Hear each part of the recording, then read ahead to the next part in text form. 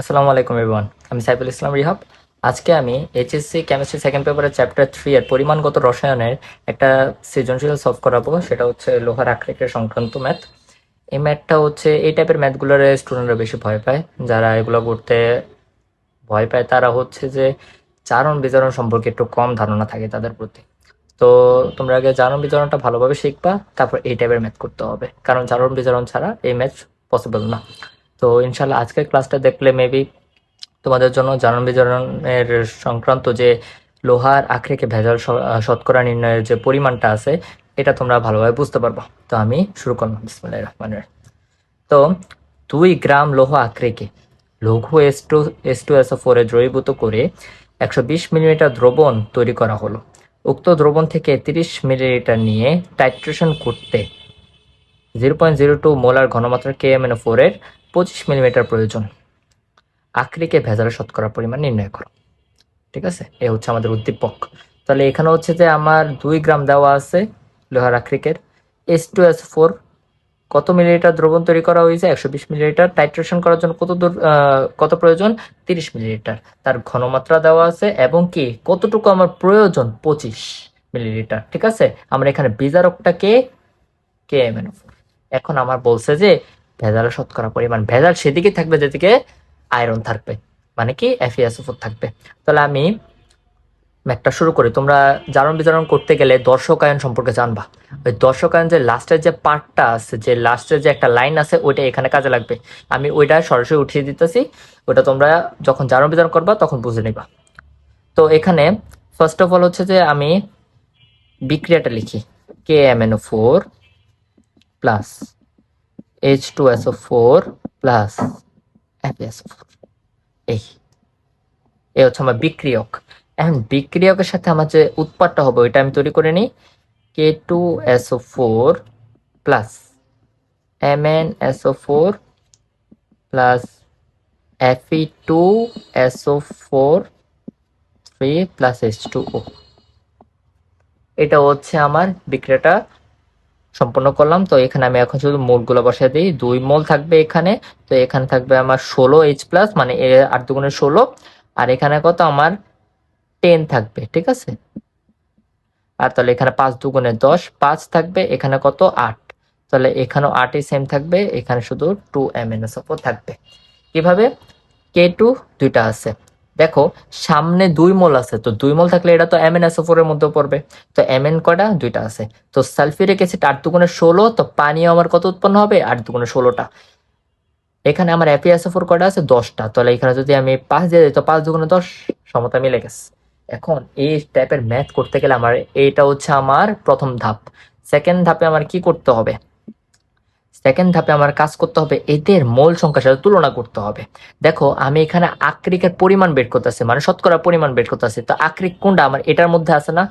তো এটা আমার কিসে কোন পাশে রাখতে হবে? ডান পাশে রাখতে হবে। এটা বোঝার টেকনিক, ডান পাশে রাখতে হবে। তাহলে আমাকে এরা অবশ্যই আমার বিজারকের সাথে তুলনা করতে হবে।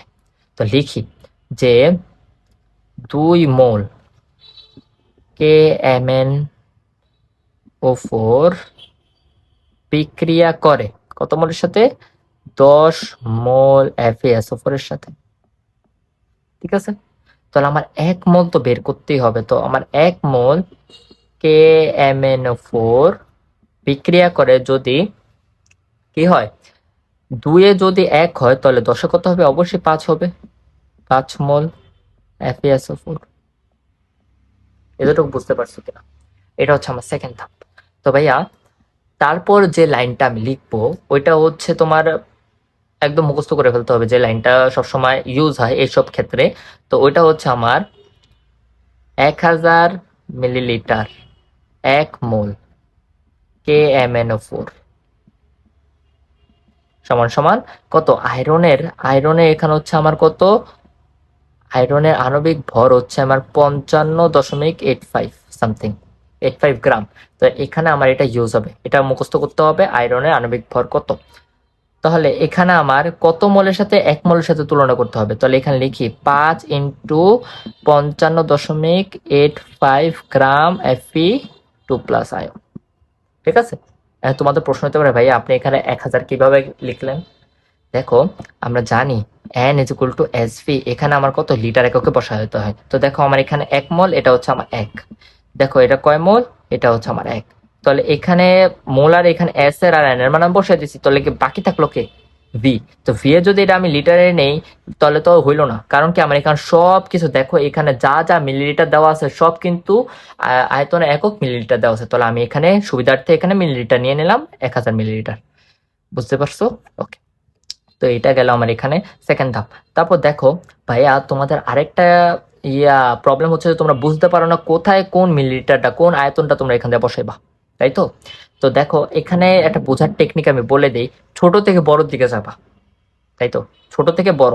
তো এখানে দেখো 120 আছে, 25 আছে, আর একটা 30 আছে। তাহলে আমার কার সাথে তুলনা করতে হবে? অবশ্যই 25-এর সাথে তুলনা করতে হবে। আমি ছোট থেকে বড়র দিকে যেতেছি, কারণ কি আমার 25 মিলিলিটার প্রয়োজন আছে, প্রয়োজন। তো এখানে লিখি 25 মিলিলিটার। ঠিক আছে, 25 মিলিলিটারের জন্য আমার কত দেওয়া আছে এটা আমার আগে জানতে হবে, যে 25 মিলিলিটার জন্য আমার কত দেওয়া আছে। ঠিক আছে, তো 25 মিলিলিটারের জন্য আমার 0.02 মোলার ঘনমাত্রা কে এম এন ওপরে 25 মিলিলিটার প্রয়োজন। তো এখানে লিখি 0.02 মোলার কে এম এন ওপর। ঠিক আছে, কে এম এন ওপর। এখন জাস্ট আমি এখানে একটু ক্যালকুলেশন করব, যে এখানে আমার কত, 25 ইন্টু এখানে 0.02 ইন্টু 5 ইন্টু 55.85। ঠিক আছে, 55.85, আর নিচে আমার কত, 1000। তো আমার এখানে অ্যান্সারটা তোমরা একটু ক্যালকুলেশন করো প্লিজ, কষ্ট করে। তো এখানে আমার আছে যে 0.1396, 0.1396 এত গ্রাম Fe2+ আয়ন আমার থাকবে। মানে এটা হচ্ছে আমার 25 মিলিলিটারে। ঠিক আছে, এখন আমার বলছে এখানে যে 30 মিলিলিটার নিয়ে টাইট্রেশন করা হয়েছে, 30 মিলিলিটারটা আমার এখন বের করতে হবে। তো টাইট্রেশন করা হয়েছে কোনটার সাথে তুলনা করবো 30 মিলিলিটারের জন্য? ঠিক আছে, তাহলে আমি একটু উপরে একটু মুছে দিতেছি, এতটুকু আর প্রয়োজন নাই।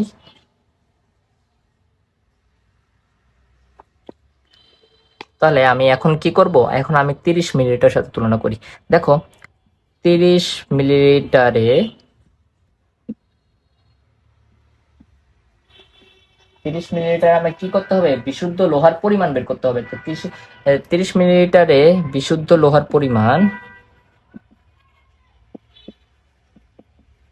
লোহার পরিমাণ কত হবে, এই যে আমি বের করে রাখছি 0.1396।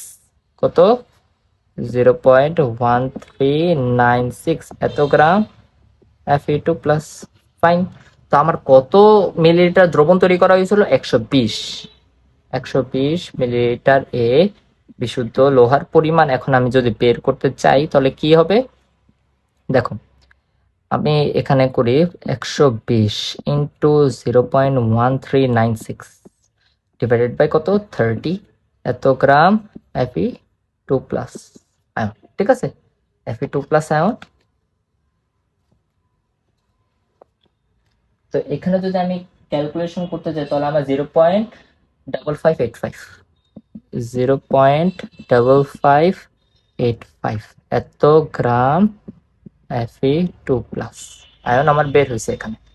ঠিক আছে, এটা হচ্ছে আমার লোহার পরিমাণটা আমি এখানে পেয়েছি। ঠিক আছে, লোহার পরিমাণ পাওয়ার পরে এখন এটাই যদি তোমার কাছে চাই যে লোহার পরিমাণ, বিশুদ্ধ লোহার পরিমাণ, তাহলে এখানে আসতে আছে। তো ভেজালের পরিমাণ নির্ণয় করার জন্য আমার চাইছে কি ভেজালের শতকরা পরিমাণ। তো ভেজালের পরিমাণটা যখন বের করতে পারবো তাহলে ভেজাল শতকরাটা অটোমেটিক্যালি বের হয়ে যাবে। তো ভেজালের পরিমাণ, ভেজালের পরিমাণ, ভেজালের পরিমাণটা আমি কিভাবে বের করতে পারি, দেখো এটা আমি পাইছি। হ্যাঁ, আমার এটা বিশুদ্ধ পিওর বিশুদ্ধ লোহার পরিমাণ। এটা কিন্তু আমার দেখো দ্রবণের ভিতরে আমার কত গ্রাম দেওয়া আছে, 2 গ্রাম দেওয়া আছে।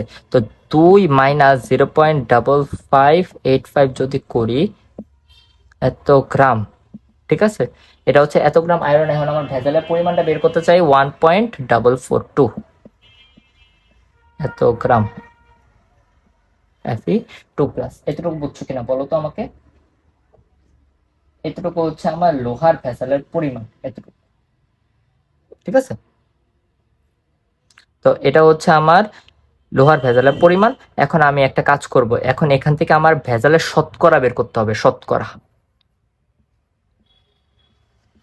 শতকরা যদি বের করতে চাই আমার কি করতে হবে? দেখো আমি পাইছি কত, এখানে হইতাছে আমি পাইছি হচ্ছে 1.44।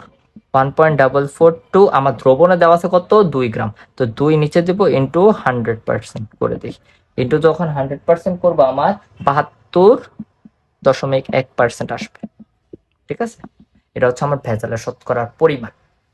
ঠিক আছে, তো হোপফুলি এখানে তোমাদের আর কোনো অসুবিধা নাই। ঠিক আছে, এখানে হচ্ছে যে আমার বিশুদ্ধ লোহার পরিমাণ যে যতটুকু আমি বের করছি, তো এখানে কি এতটুকু এইচ প্লাস, তো এতটুকু আমার দেওয়া লাগে না। এই স্টেপে এসে আমার Fe2+ দিতে হবে না। ঠিক আছে, এতটুকু হচ্ছে আমার বিশুদ্ধ লোহার পরিমাণ, যতটুকু আমি বের করছি এতটুকু অ্যান্সার আমার। এখন হচ্ছে পারে এটা হচ্ছে টাইপ, বিভিন্ন টাইপের হইতে পারে। এটা আমি ফার্স্টে টাইপ দেখাচ্ছি যেটা পরীক্ষায় বেশিরভাগই আসে। তাহলে আশা করি তোমাদের আজকের ক্লাসটা ভালো লাগছে। ঠিক আছে, বেশি বেশি প্র্যাকটিস করবা, এটা অনেক বোর্ডে আসছে, ইনশাল্লাহ তোমরা পারবা যদি আজকের ক্লাসটা বুঝে থাকো। ওকে, সালাম আলাইকুম।